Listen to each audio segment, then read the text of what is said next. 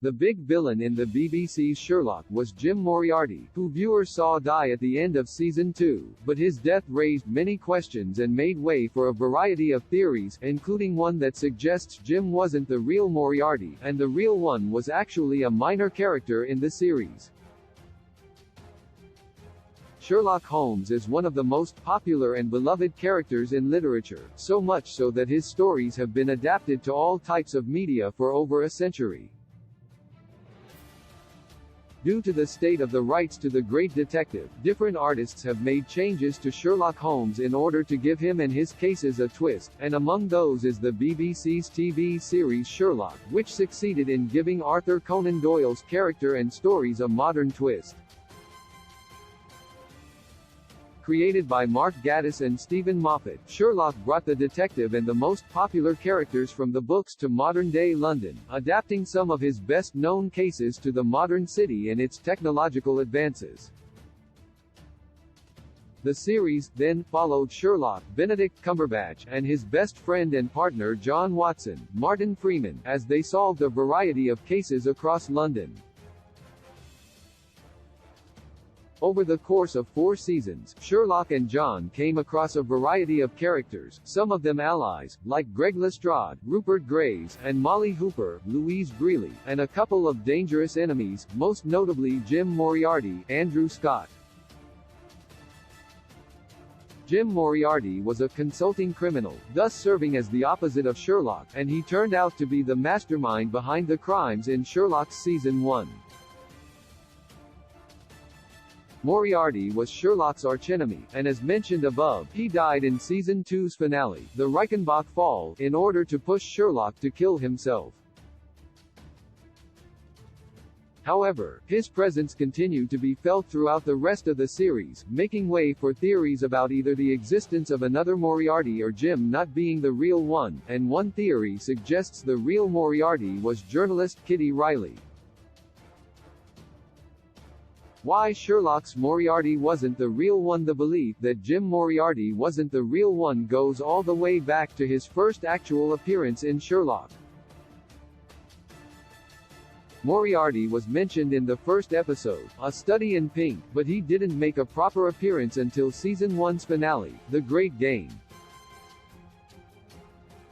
Moriarty's first appearance in Sherlock was as Molly's new boyfriend, Richard Brooke, but later on in the episode, he was revealed to be the one behind all the cases Sherlock had solved in Season 1.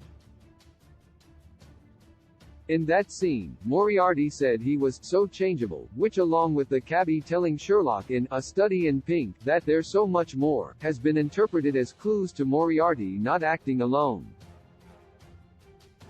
Moriarty was obsessed with Sherlock, as he was also a genius, and they developed an interesting but dangerous rivalry, and even though Moriarty clearly wasn't mentally stable, it seemed off that he would have killed himself in The Reichenbach Fall. Moriarty's post-death appearances in Sherlock also raised questions about his true identity, even though he appeared in flashbacks and hallucinations, but in Season 3's finale, his face appeared on TVs across the country saying, "Did you miss me?" further fueling the belief that there was more to Jim Moriarty and he most likely didn't act alone. Sherlock theory. The real Moriarty was journalist Kitty Riley. One of the wildest theories about who the real Jim Moriarty was suggests it was journalist Kitty Riley, Catherine Parkinson, who appeared in the episode, The Reichenbach Fall. At Moriarty's trial, to which Sherlock was called to testify, the detective was approached by Kitty Riley, who was pretending to be a big fan of his in order to test his skills. Of course, Sherlock quickly deduced that she was actually a journalist. Kitty failed to get an interview with Sherlock but offered her services to help him with everything that was being said about him, and gave Sherlock her card.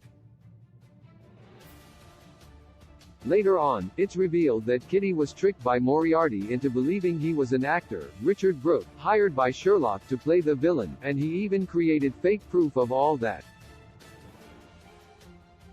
Kitty used this to publish her first big scoop, which was later proven to be false. Now, the theory uses a couple of details in her interaction with Sherlock and Moriarty's Richard Brooke identity to support the idea that Kitty Riley was the real Moriarty.